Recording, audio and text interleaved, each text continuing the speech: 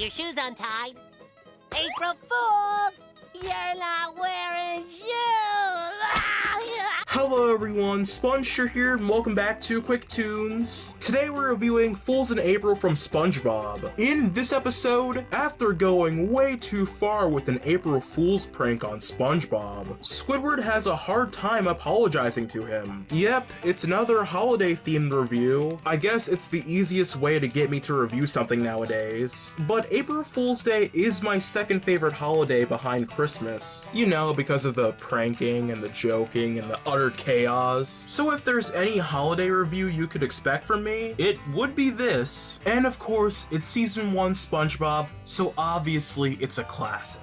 The exact reasons why this episode works so well are actually pretty similar to Dying for Pie, the episode that I was supposed to review for Pie Day last month. But I had some technical difficulties with the audio, so unfortunately that audio wasn't usable, and I had to scrap the review, but there's always next year's Pie Day. But at least you get to hear me talk about some of that enjoyment with this episode. But of course, as per usual, there's a lot of solid jokes and moments, the highlights being, this is an extreme thirst, the you what guy, Squidward maniacally laughing at his April Fool's prank, the delivery of April Fool's jerk, Patrick wearing SpongeBob's work hat for no reason, Squidward's faces apologizing to SpongeBob, Patrick using some random string as dental floss, and the end where Squidward runs away after getting fooled again. To go back to the weird faces, I've been seeing a lot of talk about modern SpongeBob's faces again, and seeing Squidward's faces here do make me wonder if this episode took place in the modern era. Would people call this an example of the writers trying to force a modern SpongeBob meme? I'm not saying they would,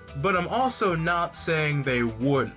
I'm just asking questions here. But a huge part of why this episode gets remembered so much is the fact that here, Squidward did something really bad, did something really evil, and actually feels apologetic for it. Of course, he has trouble delivering that apology, but you can tell he genuinely feels awful. He wants to tell SpongeBob he's sorry, but he just can't do it. It's a really nice concept for an episode, and it makes for a pretty wholesome ending, where Squid actually expresses his real emotions about not just SpongeBob, but everyone in Bikini Bottom. Of course, he takes everything back after he gets fooled again, but just like Dying for Pie, of course it was sincere, which is pretty sweet for SpongeBob, and honestly shows character growth for Squidward. Overall, yeah, there's nothing left to say really. It's just a feel-good episode with a lot of feel-good jokes. It's not Christmas Who levels of feel-good, but it's definitely up there with the most feel-good episodes of the show.